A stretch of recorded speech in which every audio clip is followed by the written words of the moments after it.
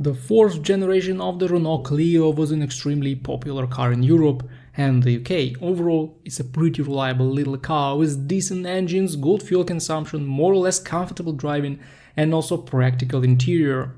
Even though I like this vehicle and think that it was one of the best small hatchbacks on the market at its time, I will cover the common problems that owners talk a lot about in forums. First of all engines were quite good. The 0.9-liter TCE is the smallest one, no major problems, but it has quite a short lifespan of about 150,000–180,000 kilometers. Also, the chain is not perfect and may start rattling very early. The base engine in a lot of markets was the 1.2-liter non-turbocharged D4FA unit, a very good engine, and the only thing is that the timing belt should be replaced at 40–50,000 miles or 60–70,000 kilometers. There were a lot of cases with the belt snapping and killing the engine if not replaced on time. The 1.2 TCE is probably the best engine in terms of the balance between fuel economy and power. This is a great engine, but it still has issues with a thin timing chain, bad piston rings that cause early oil consumption, and carbon buildup on intake valves due to direct injection. But overall, it's one of the best choices for this vehicle. Also, the 1.5 K9K diesel was used in these cars, a legendary engine that will run forever if serviced with some love and care. And finally, the M5MT 1.6 turbo engine was used in the Nismo model, which is a sport-oriented trim.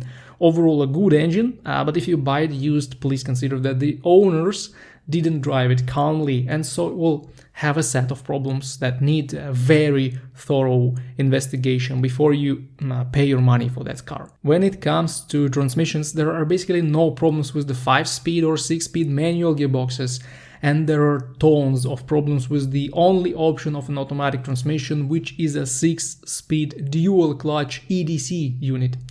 This is the Getrag transmission, very well known as the Ford power shift transmission, with a faulty clutch unit that dies at 100,000 miles or 150,000 kilometers and costs over 2,000 pounds or euros to replace. And also a faulty transmission control unit with approximately the same price for replacement, and it fails at the same mileage. Now, I don't recommend the Clio with the 6 EDC transmission to anyone willing to buy a used Renault. This is a money pit, so be careful. The body is solid and won't get rusty unless the car has been in accidents and gone through body repair and painting. Also, the materials in the interior don't seem to be extremely cheap. The car looks and feels absolutely fine, even though it's a budget-friendly vehicle. But of course, the materials are on premium quality, and after the car hits 200,000 kilometers or 120–130,000 miles, you can see a bit of wear and tear on the steering wheel, seats, and just on the interior trim. Unfortunately, the Clio, as well as any Renault car of those model years, will suffer from minor and unpleasant electrical gremlins and errors.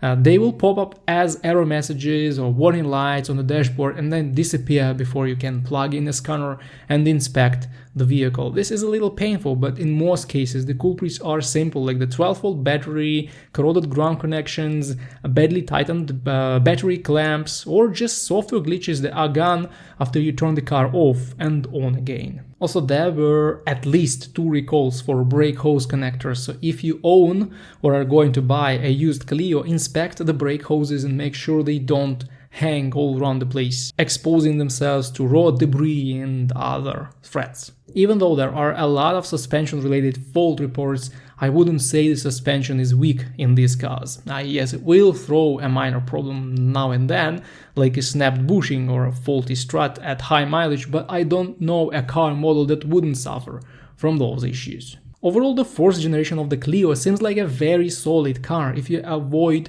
its awful automatic transmission and give it proper care and service. By the way, service intervals need to be revised because Renault gives awful recommendations with extremely long intervals. Just use common sense intervals, and this will significantly prolong the life of the most important and expensive units in your vehicle.